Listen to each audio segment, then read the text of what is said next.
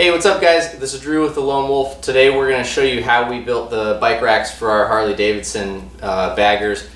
We put these on my road glide and two other guys' electric glides, and did a pretty epic trip from Bend to Sturgis up to Crankworks Whistler and back around. I've ridden this from LA to Moab and got a couple thousand miles on the setup so far. Probably closer to 10, and I've had no issues really to speak of, and thought, based on all the questions and people asking us how we built it, I thought I'd show you guys how we did it. So let's dig into the rack.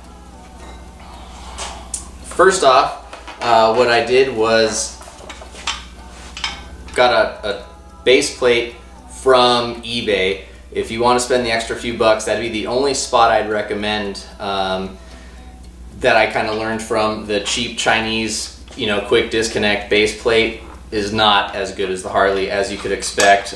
These hinges and the little buttons or index kind of buttons to release from the docking plate are kind of shitty, to be honest. But that was kind of the first step, and ensuring that your bike is set up for a quick disconnect base plate, whether you've got a sissy bar or a tour pack, backrest, anything like that. That's going to be the key to our setup here that I made.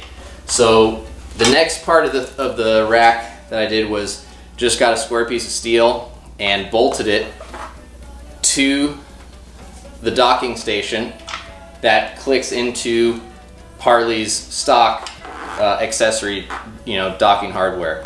From there, just got some square steel, welded it to the base plate, brought it up, drilled it with a couple of holes so we could adjust it for height based on the length of the bike on top.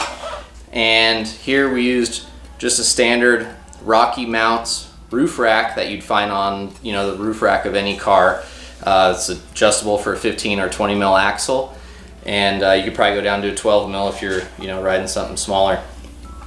The next step was bending a piece of tube off that, and this is literally just a piece of angle iron that we welded to a bent tube, put in some gussets for a little extra support, and boom, that was as quick and easy as it was. I spent a lot of hours thinking about it first, but once we got to it and I got this base plate, it was pretty easy. We've made a few iterations and changes on them, but all in all, this is kind of the same rack on all three of our bikes.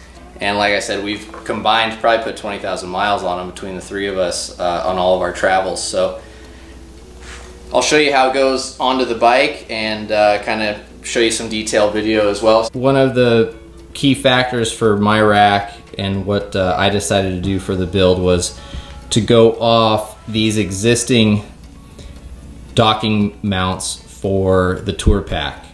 So we're just going to first slide in that notch just like you would with a tour pack or any other backrest, and that's going to just slide into the frame there.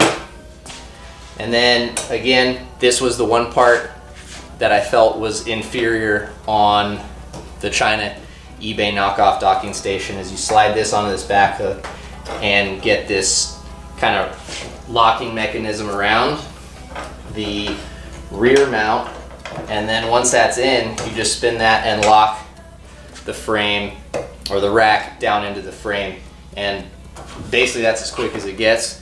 If we were staying in a sketchy area and we're gonna get a motel or camp out, I would just unstrap my bag off the rack, rotate these, and I'd pull the whole bike off on here. You're talking 40, 45 pounds, carry it into a hotel room, and next morning strap it back in and you're good to go. Okay guys, here's a little bit more detail on the rack. Just some square stock steel, two different sizes obviously, so one could slide into the sleeve like the other. If you want to take a more exact measurement and you're not switching bikes regularly like I am, then you could just kind of go off your own bike's measurement for the square stock. Here was just a regular piece of round steel that we'd bent. I strapped my little machete, since it's kind of hard to carry a bunch of firewood with you when you're loaded up. Again, just a standard Rocky Mounts roof rack, just bolted to that. You may want to experiment a little bit. I built this rack, I built this rack quite a while ago, and bike technology changes regularly. So as you can see, I just recently had to make a little notched cutout right here. As forward piston brakes have become more popular on trail bikes, I was finding that the calipers on the disc brakes were getting a little closer, so I needed to make a little bit more room. So this is a spot you may want to take into account.